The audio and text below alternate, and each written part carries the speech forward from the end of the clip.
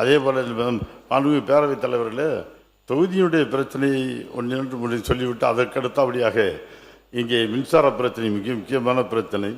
எப்படி தமிழ்நாட்டிலே மின்சாரம் ஒரு காலத்தில் எவ்வளவு பெரிய ஒரு மின்சார பிரச்சனை, இனி மின்வெட்டு பிரச்சனை எவ்வளவு பிரபல்யமாக இருந்தது, எவ்வளவு தமிழ்நாடே இருளில் மூழ்கி கிடக்கின்ற சூழ்நிலையில் இருந்து அதை மீட்டெடுத்து தமிழகத்தை ஒளிமயமான தமிழகமாக மாற்றிய புரட்சி தலைவி அம்மா அவர்கள் எடுத்த நடவடிக்கைகளையும் ஒன்றிரண்டு கொள்கைகளை இங்கே நினைவூட்ட விரும்புகின்றேன்.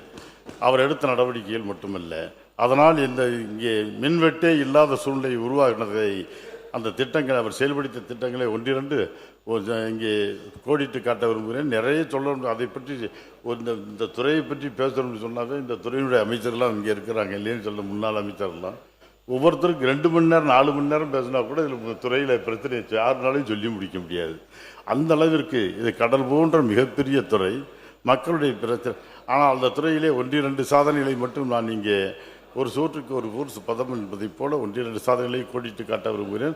அதற்கு முன்பாக நமது தொகுதியில் எங்களுடைய தொகுதியில் மிக இங்கே இப்பொழுது ஏற்கனவே நான் வற்புறுத்தியதன் காரணமாக கோரிக்கையை பல முறை வைத்ததன் காரணமாக சென்ற அரசு எங்களுக்கு கலைக்கல்லூரி என்று இங்கே கொடுத்தார்கள். கலைக்கல்லூரி இப்போ நடந்து கொண்டிருக்கிறது. அந்த கலைக்கல்லூரிக்கு இடம் நான் அப்பொழுதே சொன்னேன், இந்த கலைக்கல்லூரிக்கு வேண்டிய இடத்தை நீங்கள் என்னுடைய சொந்த பொறுப்பிலேயே நான் இடம் அங்கே கொடுத்து விடுகிறேன் என்று சொல்லியிருந்தேன். ஆனால் அதை இப்போவும் நினைவுபடுத்த விரும்புகிறேன். ஆனால் இப்பொழுது அந்த மலை அடிவாரத்திலே அந்த இடத்துக்கு அந்த கலைக்கல்லூரிக்கு இடம் தேர்வு செய்திருக்கிறார்கள். இப்பொழுது அந்த இடத்துல இந்த மக்கள் போக்குவரத்திற்கு எதுவும் வசதி இல்லாத இடம், அதே மாதிரி காட்டு வனவிலங்குகள்லாம் அதிக நடமாட்டம் உள்ள பகுதி. ஆக அந்த பகுதியிலே கட்டிடம் கட்டுவதை விட்டுவிட்டு தேர்வுக்கு இப்பொழுது நான் பக்கத்திலேயே நத்தம் பேரூராட்சிக்கு அருகிலேயே எல்லை அருகிலேயே நான் கொஞ்சம் சொந்த பொறுப்பில் இந்த இடத்தை தருகிறேன். அதை அரசு ஏற்றுக்கொள்ள வேண்டும் என்று அந்த இடத்திற்கு அந்த கல்லூரி அந்த இடத்திலே கல்லூரியை கட்ட வேண்டும் என்று உங்களை அன்போடு கேட்டுக்கொள்கின்றேன். அதே போல் இங்கே ஒரு நத்தம் பண்ண பேரூராட்சி அரசு மருத்துவமனையில் இன்றைக்கு இங்கே விபத்துக்கள் அதிகமாக நடந்து கொண்டிருக்கிறது. 4-வே ட்ராக் இங்கே நிறைய வந்து விட்டதுனால மதுரையிலேருந்து வரைக்கும் நேர 4-வே, அதனால் விபத்துக்கள் அதிகமாகவும் உயிர் அதிகமான இழப்பு ஏற்படுகிறது. ஆகவே மிக மருத்துவத்துறையில் அந்த விபத்துகளை குறைக்கின்ற வகையில் அவசர சிகிச்சை பிரிவு வருகின்ற வகையில் தாய் சென்டர் பிரிவு வசதியை ஏற்படுத்தி கொடுக்கும்படி நத்தம் அரசு மருத்துவமனையில் தாய் சென்டர் அமைச்சர் அவர்களை அன்போடு கேட்டுக்கொள்கின்றேன். அதோடு மட்டுமல்ல, தாய் சென்டர் மட்டுமல்ல, அது மாணிக் சென்டர் அந்த பிரிவையும் தாய் செய் நடவடிக்கை பிரிவிலே நடைபெறுகின்ற அந்த பிரிவு வசதியையும் இந்த பகுதி மக்கள் அந்த மருத்துவமனையில் செய்து கொடுக்கும்படி அன்போடு கேட்டுக்கொள்கிறேன். அதே போல் இன்றைக்கு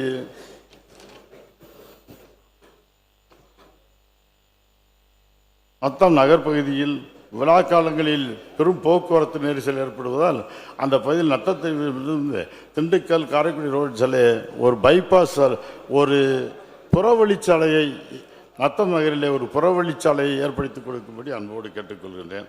நத்தம் சொன்ன இதுவில் நத்தம் அதே போல் நத்தம் தொகுதியில் இருக்கின்ற இங்கே சில ஊராட்சிகளும் வேடசந்த தொகுதியில் இருக்கின்ற சில கிராமங்களையும் இணைத்து காவல்துறை இன்றைக்கு நத்தம் ஒரு அந்த காவல்துறைக்கு செல்ல வேண்டும் என்றால் சில பகுதி இந்த நத்த தொகுதியினுடைய வடக்கே இருக்கின்ற மக்கள் எல்லாம் ஒரு பகுதியில் இருக்கின்ற மக்கள் எல்லாம் வடமதுரை போலீஸ் காவல் நிலையத்திற்கு செல்ல வேண்டியிருக்கிறது. ஆகவே வடமதுரை அந்த காவல் நிலையத்தை நத்தம் காவல் நிலையத்தையும் இரண்டையும் ஒருங்கிணைத்து புதியதாக செந்துறையிலே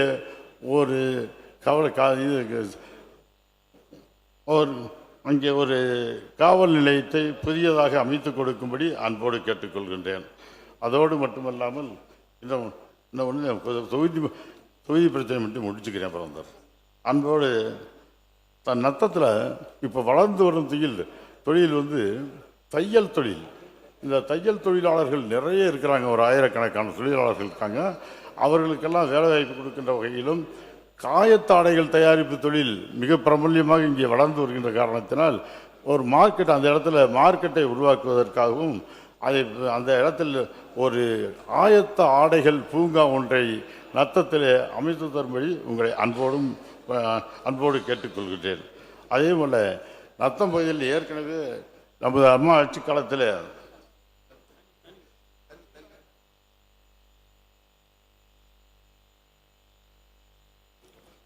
ஏறத்தாழ 600 கோடி ரூபாய் செலவிலே நத்தம் கூட்டு குடிநீர் திட்டம் செயல்படுத்தப்பட்டது.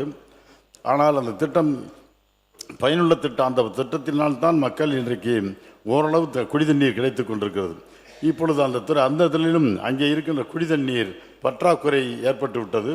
ஆகவே அந்த கூட்டு குடிநீர் திட்டத்தை விரிவாக்கம் செய்து இன்னும் அனைத்து மக்களுக்கும் அந்த குடிதண்ணீர் வசதி கிடைப்பதற்காக அந்த காவிரி கூட்டு குடிநீர் திட்டத்தை விரிவாக்கம் செய்து இங்கே சிறப்பாக அந்த திட்டத்தை இன்னும் செயல்படுத்தும்படி அன்போடு கேட்டுக்கொள்கிறேன். பிளே ஸ்டோர் மற்றும் ஆப் ஸ்டோரில் இருந்து பாலிமர் செயலியை QR கோடு மூலம் பதிவிறக்கம் செய்யுங்கள். செய்திகளை உடனுக்குடன் பெறுங்கள்.